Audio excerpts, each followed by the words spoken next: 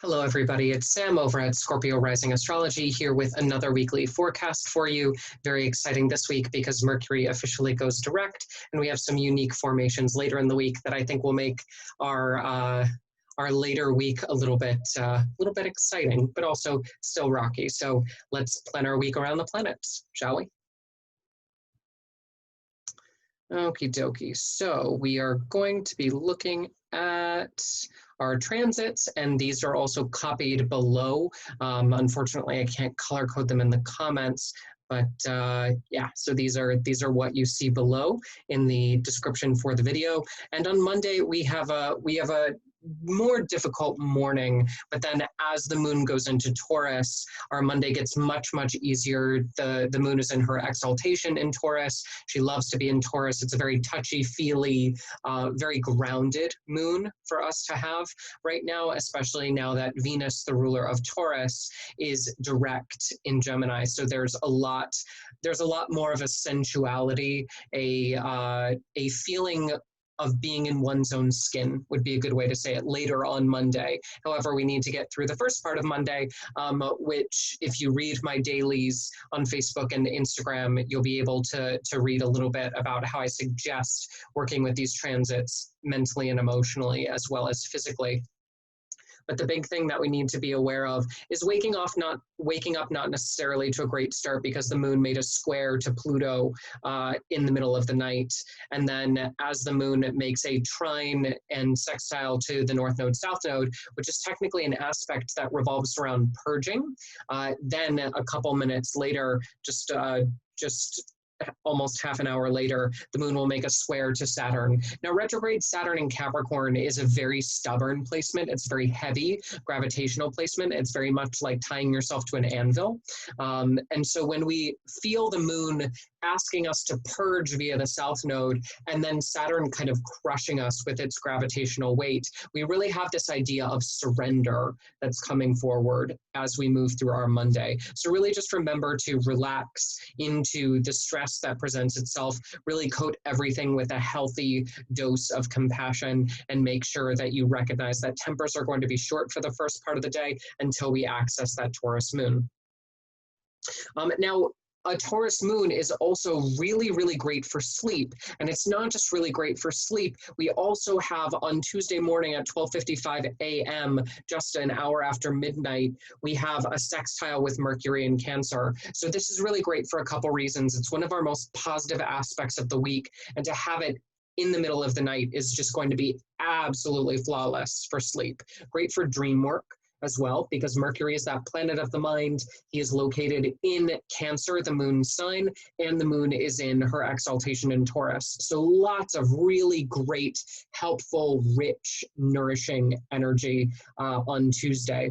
Now, one of the reasons why I said rip the Band-Aid off for this day is we do have some friction and some turbulence, and unfortunately, there is a poor component to our sleep around 3:51 in the morning. The sun will oppose retrograde Jupiter in Capricorn. So oppositions and squares in the middle of the night tend to be bumps in our sleep journeys, and to have the sun, the planet of ego, making an opposition to Jupiter, the planet of personal empowerment, there's going to be some difficulty there. So I would highly suggest getting to bed early on Tuesday and drinking up as much of that glorious sleep before 4 a.m. That you can. And again, remember that these are all forecasted in Eastern Standard Time, because I'm in Tampa, Florida, USA. So make sure to adjust your time zone accordingly as well. The moon also at 10:13 will conjoin Uranus and Taurus. Now, Uranus we've talked about on the forecast multiple times before. It's that planet of unpredictability, and Uranus and Taurus, the key word that I like to associate with this planetary formation is uprooting.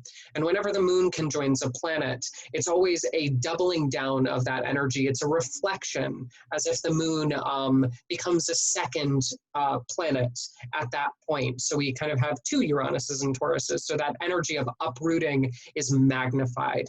and reflected via the moon. So Tuesday will be a little bit unpredictable in the morning, especially for those of you with Scorpio rising. Make sure that you understand your relationships might hit a little bit of a surprising turn, but that's all fine and good, because the rest of the day we still have that very, very luscious moon in Taurus that's going to be happening throughout the rest of the day, which makes our sleep really good, and the rest of Tuesday is off to a good start. So once we rip off that Band-Aid, smooth sailing. Wednesday on the 15th, rising to confront the past. Again, we have another day where the moon is just aspecting retrograde after retrograde after retrograde. There is a lovely moon in Taurus sextile sun in Cancer aspect, which is our second most positive aspect of the day besides our Venus stuff, which is going to happen on Friday. I'm so excited. I can't wait to talk about it. But back to Wednesday, focus. Wednesday, we have some sextiling and trining happening, which again are really good aspects. It just stinks that they're to retrograde Neptune and retrograde Jupiter in Capricorn. Retrograde Jupiter in Capricorn especially, you know, Jupiter hates to be in Capricorn. It's the sign of his detriment. And to have a planet who's known for positivity in his least favorite sign going backwards, like that's probably the worst Jupiter we could imagine. And so the moon is constantly trying to figure this out. You know, the moon is in a position of strength. Jupiter is in a position of weakness. So it seems like there are parts of our personality and parts of our experience that are really blooming at this time, but they're not the ones that we expect and rely on naturally. So just be aware that the strengths that you would normally draw on, you know, they might be coming from some different places or from places that you're unfamiliar with, but the help will be there, especially thanks to that moon and sun aspect. We always like our luminaries to get along. Then we have this moon in Taurus is also part of a larger aspect that's happening on Wednesday that I think is super fascinating. So the moon will sextile the sun, the moon will then trine retrograde Pluto, and then the sun in Cancer will oppose retrograde Pluto. So we have a sextile trine aspect, or what's known as a, no, just kidding. So when we look at the sextile trine aspect, there's going to be this aspect of Pluto that does represent the subconscious, the past, the skeletons in the closet. You know, Pluto is naturally a planet that rules the underworld and deep levels of transformation and power that is often left untapped or unclaimed. But especially in Capricorn and especially retrograde, you know, Pluto is asking us to go back and reevaluate the decisions that we've made. And so Wednesday is a very contemplative day. It's a very skeletal day, would be a good way to say it, because it's very much analyzing kind of the bones and the footing that we've claimed for ourselves that may no longer be appropriate. You know, it could have been appropriate at one time, but now we're just looking at the kind of skeletons or the withered remnants of what we once thought was prosperous. Yeah, reanalyzing. And same thing with the moon in Taurus, trine retrograde, Saturn in Capricorn. This will be fair for our sleep, but then we have a little bit of startling happening. So on Thursday, we're really starting to pick up speed. So we move from the fixed earth sign of Taurus into the speedy air sign of Gemini. So when the moon moves into Gemini, especially now that Mercury is direct, there's no longer going to be this backwards energy to the moon in Gemini. It's going to be a lot fresher, a lot speedier, a lot more helpful. So the moon goes into Gemini at 119, which is going to get our mind very active. At this point, the moon being in Gemini and Mercury being in Cancer, that's what's known as a mutual reception. Those two planets are trading their home signs. They're kind of staying at each other's Airbnb, would be a good way to say it. And because of that, they share extra power. But we don't just have that power coming forward. We also have the moon in Gemini making a sextile to Mars in Aries, the fire planet in his own sign. So there's a lot of really great zoom chemistry on Thursday where we're going to be running around, getting stuff done, accomplishing, activating, intellectualizing, communicating. There's just going to be a lot of very fast, very, in some ways, furious energy to Thursday, but it's very upbeat, which will change the energy from the first part of our week. And I think that that's super fun. Now, here's where it gets really interesting. And I want all of you to pay attention, especially for those of you who follow the planets for more of a spiritual or metaphysical working perspective, because this is the time in the forecast that I really would like to introduce you to a fun aspect. So the moon will conjoin Venus in Gemini at 2:38 a.m. in the morning on Friday. This is first significant because it is Venus's day, and the moon is conjoining Venus. Now, the moon is also conjoining Venus at the time that she's rising in the sky. She will be conjoining the ascendant at that time. And that is a very powerful formation, especially because Venus is our lesser benefic. She's naturally going to be standing for things like love, affection, prosperity, abundance. But then also Venus being in Gemini was compromised due to the Mercury retrograde. But now that Mercury is no longer retrograde, the negative effects of that Mercury are diminished. And we now have a stronger Venus, especially with that mutual reception between the moon and Mercury, who is ruling Venus. This is astrobabble for there's a lot of positive energy. There's a lot of good astro juice in the skies very early on Friday morning. If we can bottle that, if you would like to stay up or wake up early, depending on your time zone, and capture that magically, ritualistically, I think that that might be a possible election in terms of some deeper planetary magic. Now, when we look at the moon squaring retrograde Neptune in Pisces, this is going to be one of the not great aspects of our day, but it is a small blip on the radar. And depending on your time zone, again, that might give you a sense of sluggishness first thing in the morning because Neptune tends to make things sleepy. But it also might kind of put you in this nebulous haze for a couple hours surrounding that transit. But the rest of the day, we have a pure moon in Gemini with no afflictions, and I think that that's glorious. So space is given, but no backseas, and that's kind of the caveat of that Neptune in Pisces. We have to be moving forward at this time. There is no true room for stagnation or rest because we're still zooming forward from Thursday. Then we have Saturday. Sleep conditions are fair because that moon in Gemini goes unaspected throughout the night, so it'll be a windy moon.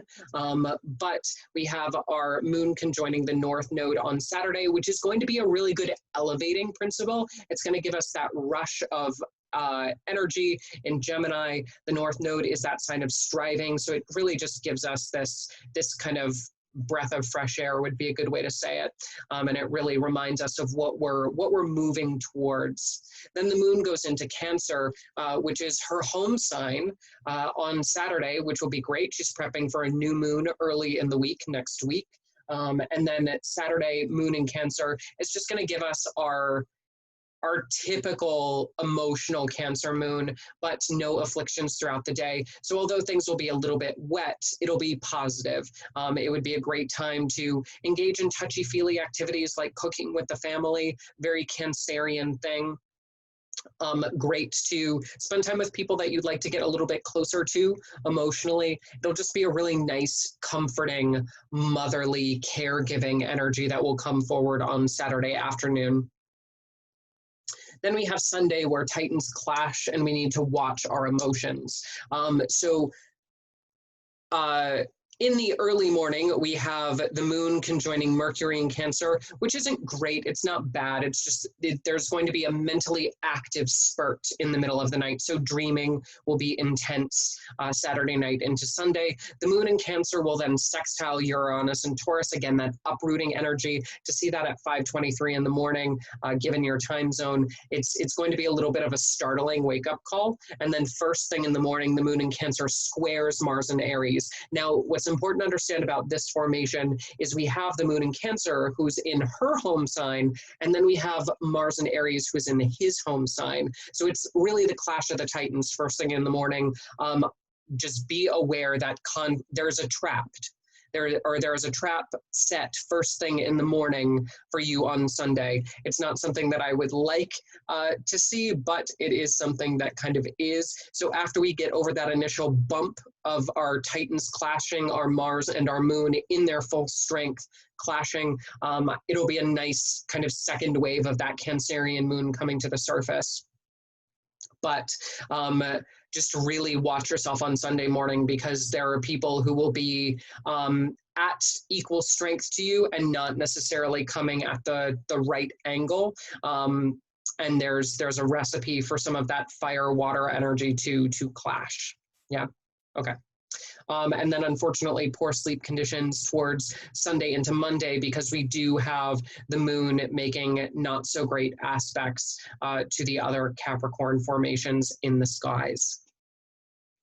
So that is our forecast for the week. I hope that you've enjoyed another round of the weekly forecast. Let me know how the transits are affecting you. If you would like to schedule a private consult, maybe work one-on-one on some of these transits or talk about life in general, you can always visit my website, which is scorpiorisingastrology.com. There you can also purchase courses if you're interested in learning astrology. I have pre-recorded online classes on basics of astrology as well as some more advanced stuff. I'll also be rolling out my medical astrology series this week. Very, very fun. And continue to watch Facebook and Instagram for the daily posts, as well as our Astrobabble live stream where I read 8 charts on Monday, Wednesday, and Friday morning. And in the meantime, may the stars be ever in your favor.